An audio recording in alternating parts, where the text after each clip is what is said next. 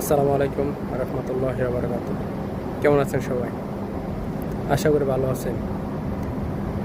বর্তমানে এই সমাজ ব্যবস্থা যুগে কত কিছুই হচ্ছে বা সামনে আরও হবে।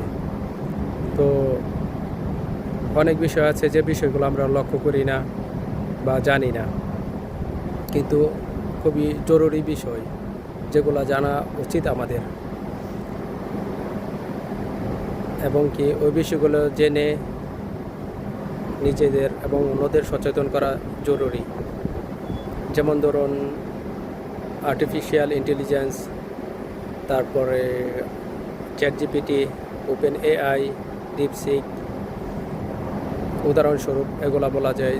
তারপরে আপনার সোশ্যাল মিডিয়া যেসবগুলো আছে, ফেসবুক, তারপরে ইউটিউব, টিকটক, তো এই বিষয়গুলোর ব্যবহার সম্পর্কে সবাই সচেতন হওয়া উচিত।